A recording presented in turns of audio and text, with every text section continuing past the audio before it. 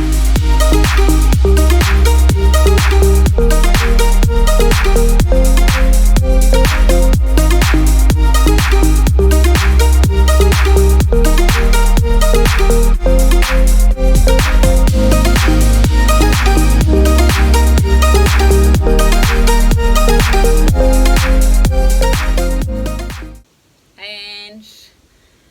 about to do video episode number 3.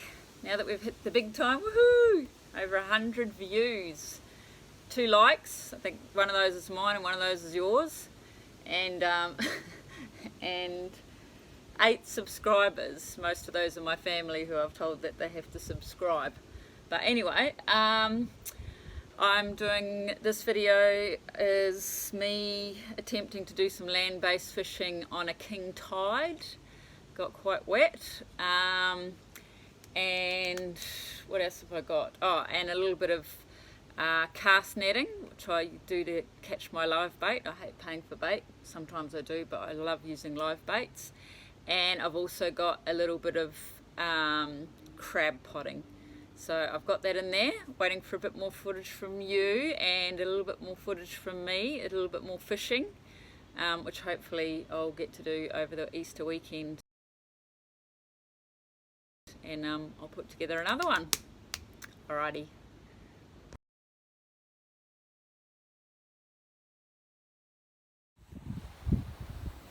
Alright, time for a bit of paint cam.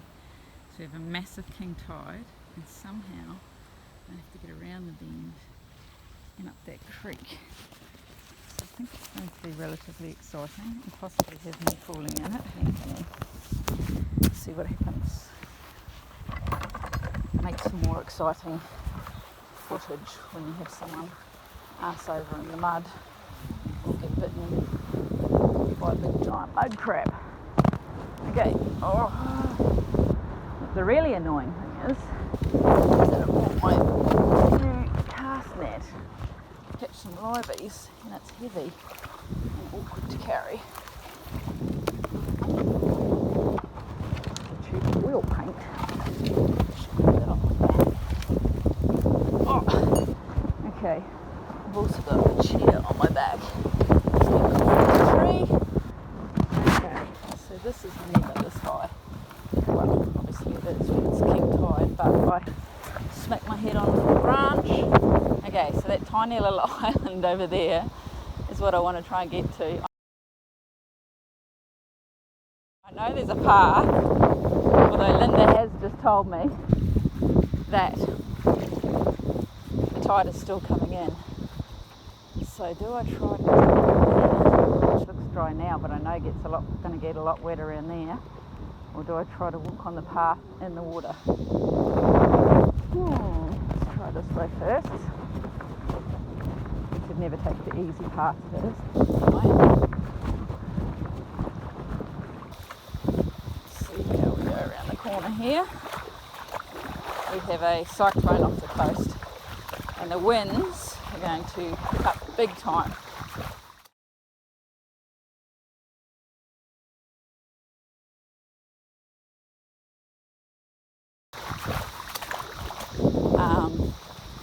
Over the next week, and there's going to be heaps of rain, and I am hanging for a fish. So I've decided trying to get through whatever I have to get through is worth it. I just hope that the tide doesn't come in too much higher, or I might be here for a few hours until the tide comes down. I think there's another hour of incoming tide. So far so good.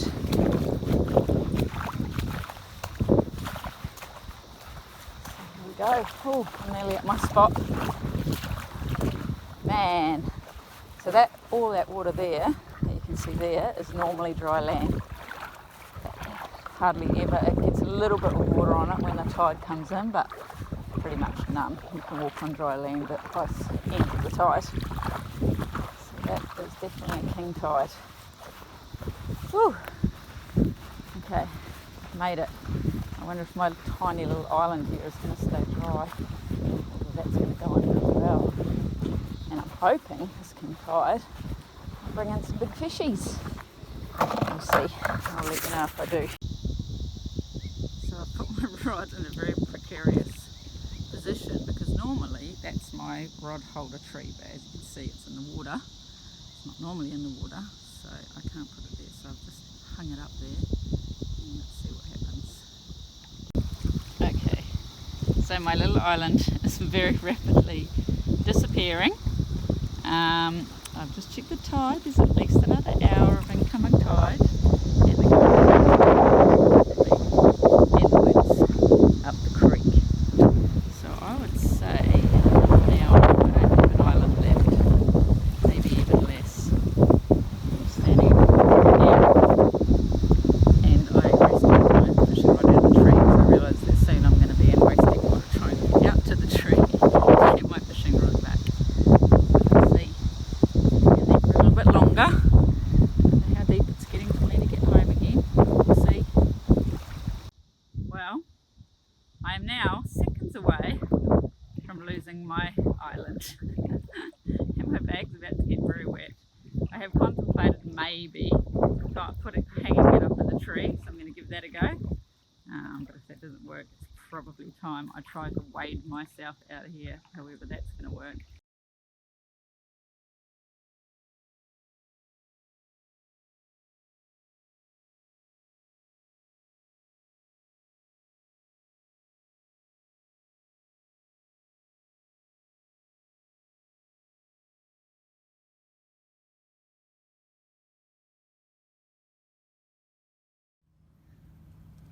Alrighty, after all that video footage of me being stuck in the floods and not having any footage of me actually catching anything, I'm back down at the spot again and I really hope I can get a little bit of footage of me catching something here. I have hooked up to something really big before, lost it in the snags just up here, so I've got some liveys. This is what my bucket should look like when I've been using my cast net properly. And in amongst there, those are all herring.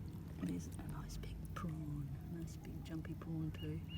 I'm hoping soon that they'll come into where I go netting and I'll get myself a whole bucket full of prawns because I'd like to eat those.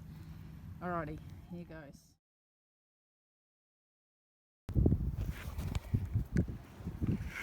Alright, yay, another fish on. I think it's another brim. Yep, they fight hard. There's only a little one. Let him go. It's a good size for a brim round here. I know it's nothing in comparison to a snapper, but it's not bad. He ate the big live prawn. I wish I had more of them. Alright, now I've got it all ready to go. So I've done 2 loops around my hand. And like I said, this is not the best way because my dentist hates me for doing the way I do it. So I pull out half of it, wrap that around my hand, hold on to it, and I grab a bit from the bottom, and very disgusting. Put it between my teeth, which is alright for your first throw, but when you start having to spit out mud and sand, it's not pleasant on your next 2 throws. Then I go a piece in the front, like this. Here we go.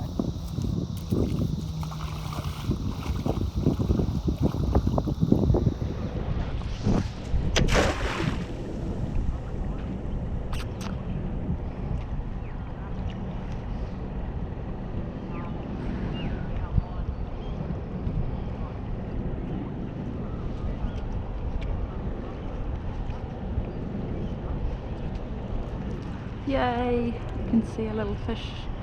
Oh, I can see 2 little fish, 3 little fish. So the fishing's been absolute crap. So instead, I'm going to try and throw my grab pot in. I haven't used it for ages, so I've forgotten a little bit about what I'm doing. Pretty sure I can just hook my piece of mullet there onto this thing somehow. And then hook that onto the net and then hook it up there so that just dangles around inside of there. And then this thing here gets tightened and that will get unclipped to let the crabs back out, and I'm pretty sure I'm going to put it that way and they're going to crawl in hopefully through those side holes. And my biggest hope is that no one steals it, because unfortunately that happens quite regularly.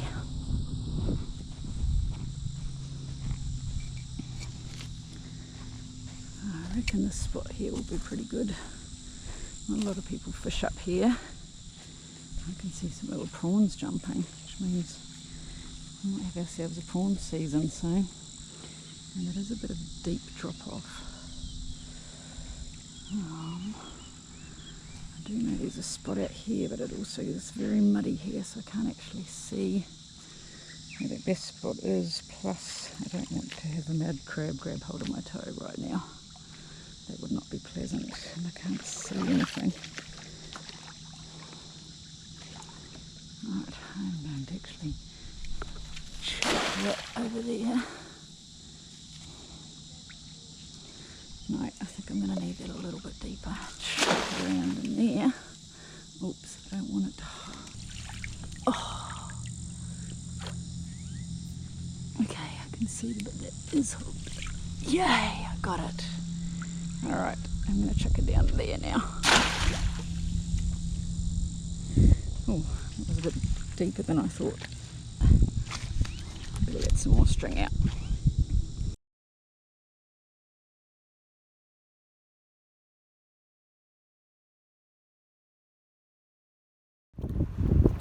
I don't lose it. So there we go. Another nice whiting. For Lisa. This is just a little guy. We don't keep them. You can keep them at 23, but would tend to not keep them unless they're over 25. Let's throw the little guys back. There you go. Alright, so this is a little... Oh! Flathead thrown onto the deck. Poor little fella. This is a very small species. You can get these over a metre. The largest I've ever caught is 75 centimetres. And I'm going to try and see if I can't film a little bit of actual fishing, because it's not so much fun as seeing fish when it's already been caught. And Matt's throwing this one around the deck, and it's going to annoy him soon. There you go. I should need to get you some of those little gripper things. Has he got a, is he dusky? Yeah. He's got a spot on his tail. Show us the spot. There we go. Alright, got to be 40 centimetres to keep those, and then you also let them go if they're over 75, because they're usually female, or they are females. We want to get them to have lots of babies so we can catch more. Alright, for some reason my phone is only letting me do 30 seconds of filming and then it's cutting off, so I'm going to try Matt's for a little while, see how that goes. I did also overheat my phone. Oh, can you see the pelican over there? You guys don't get those in New Zealand. It's been sitting there catching all the fish along the edge there. Doing much better than we are. Alright, so I'm not sure if you get these guys over there. They're called a butterbrin. Thing. Some people eat them, but it doesn't look like there's much fillet on them. They're very skinny. And Mr. Pelican is hoping that I'll pass it over to him. But no, sorry, Mr. Pelican. Back onto it. Easy up, easy up. Hold it there.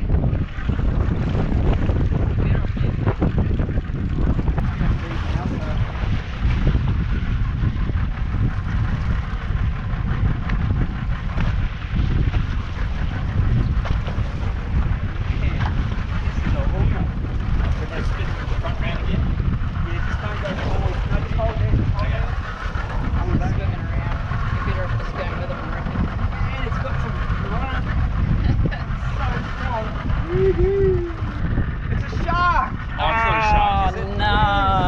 So we can keep it though. Yeah, but Go back, please. I'll get this. that's a big one. I don't know if we want to keep one that size. Yeah. A metre. Oh, it's a big shark. Yeah.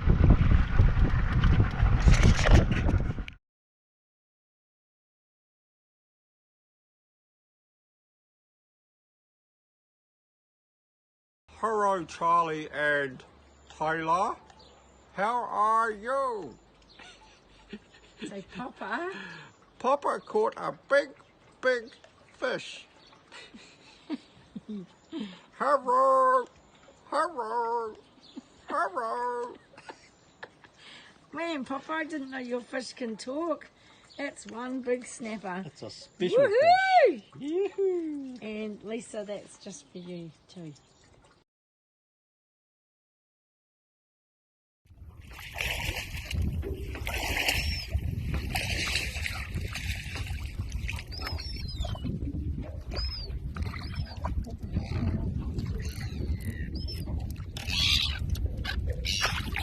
Oh, good.